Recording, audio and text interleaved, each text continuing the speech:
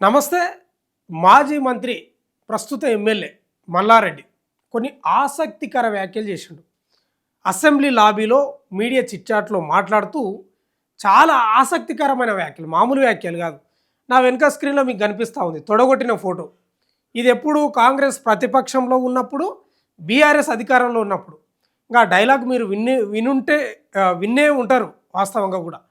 ఆ తొడగొట్టి ఇక రా చూసుకుందాం, నీ ఎంపీ పదవికి రాజీనామా చేయి, నా మంత్రి పదవికి నేను రాజీనామా చేస్తా, దమ్ముంటే నా మీద పోటీ చేయి అనేది ఆ వీడియో మీరు చూసుంటారు. అదే ఈ పోస్టర్ నా వెనక ఉన్న ఈ స్క్రీన్ మీద.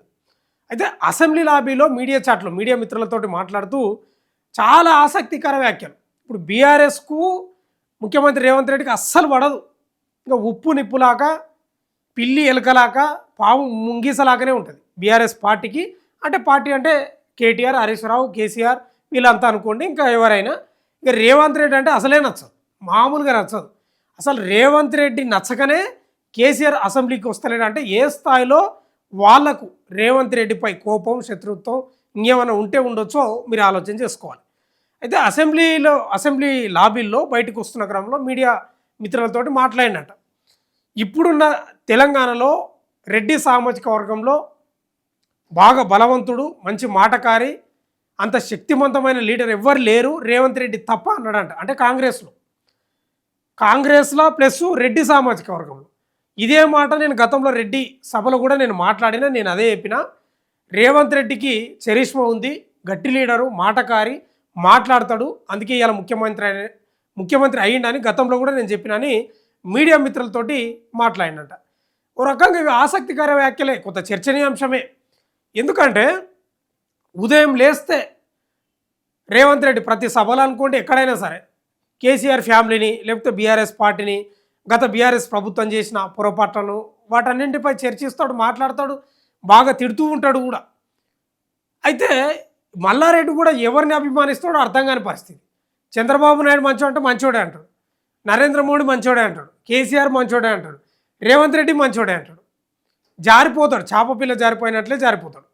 అయితే ఆ మధ్యకాలంలో కూడా అయితే ఇంకో మాట కూడా అన్నాడంట, మీరు ఎవ్వరు ఏమన్నా అనుకోకున్నా రేవంత్ రెడ్డి నేను అన్నదమ్ములం, రేవంత్ రెడ్డిని సీఎం చేసిందే నేను అంటున్నాడంట. అసెంబ్లీ లాబీలో మీడియా చిట్చాట్లో మనకు మీడియా మిత్రులు ఉంటారు కదా, మాకు కూడా సమాచారం ఇచ్చేటోళ్ళు, వాళ్ళు చెప్తున్న పరిస్థితి. రేవంత్ రెడ్డిని సీఎం చేసిందే నేను, ఆయనకు ఆర్థిక సాయం కూడా చేసిన నేను చాలా మటుకు. ఆ మధ్యకాలంలో చెప్పాడు వాళ్ళ బిడ్డ పెళ్ళికి నేనే పైసలు ఇచ్చినాను. మరి ఇంకే రకంగా ఇచ్చిండో ఏమో కానీ మొత్తమే అయితే మేము అన్నదమ్ములం, రేవంత్ రెడ్డిని సీఎం చేసింది నేనే, ఎవరు ఏమనుకున్నా పర్వాలేదు కానీ కుండబద్దలు కొట్టినట. ఓ రకంగా ఈయన ఆ యొక్క వ్యాఖ్యలు ఇప్పుడు మీడియాలో చాలా మటుకు వైరల్ అవుతున్నాయి. ఆ వ్యాఖ్యలు కొంత బీఆర్ఎస్ నేతలకు, ముఖ్యంగా కేటీఆర్, హరీష్ రావుకు, కేసీఆర్కు మింగుడు పడడం లేదని అనుకోవాలి. అంతే కదా, పొద్దుగాలు లేస్తే వాళ్ళని తిడతా ఉంటారు, ఆయననేమో వీళ్ళని తిడతా ఉంటాడు. ఈ వ్యాఖ్యలు అంటే మల్లారెడ్డి కూడా ఎట్లుంటాడు అంటే చాప కింద నీరులాగా, ఎక్కడ సైడ్ మాట్లాడుతాడో అర్థం కాని పరిస్థితి. ఒకసారి నెంబర్ ఉంది, చూద్దాము. ఏమైనా ఫోన్ లిఫ్ట్ చేసి ఏమైనా మాట్లాడే ప్రయత్నం చేస్తాడేమో.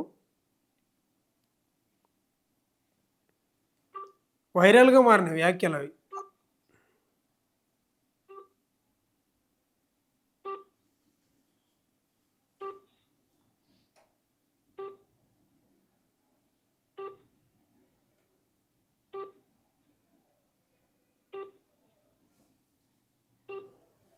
కలవట్లేదు.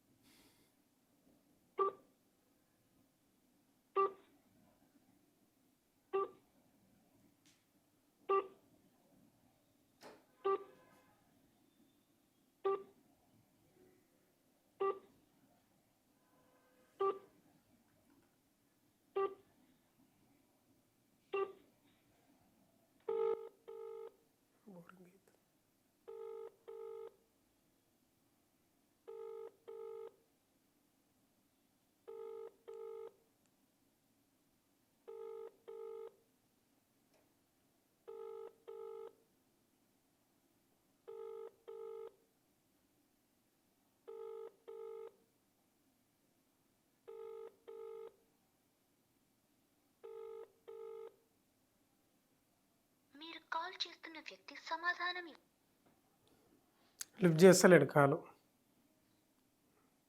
మళ్ళీ ఒకసారి చేద్దాం.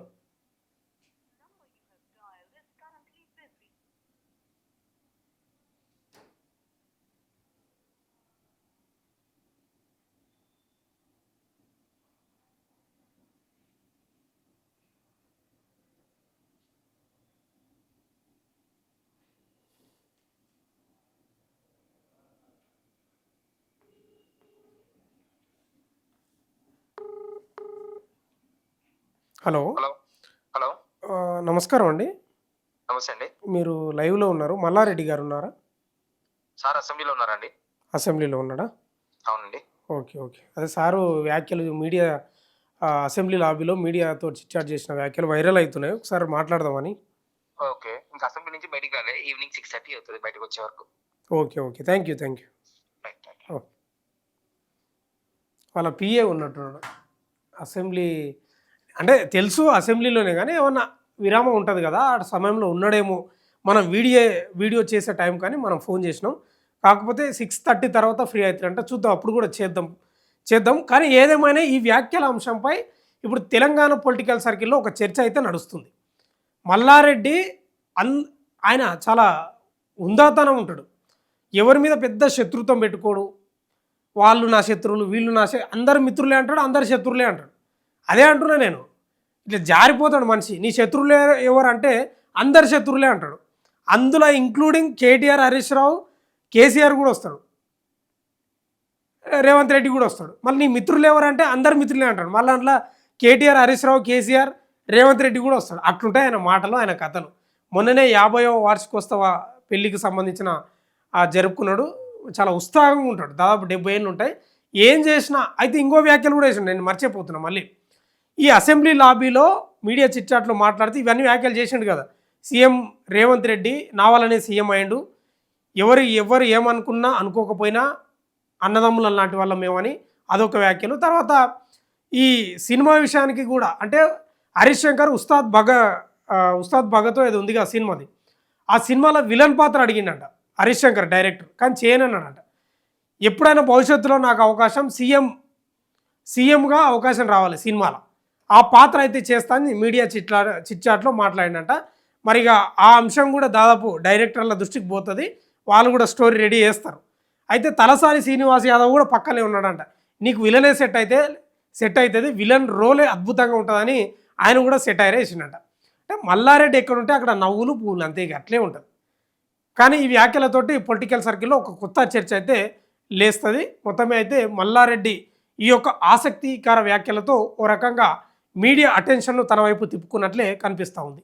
చూస్తూనే ఉండండి మన తొలి వెలుగు.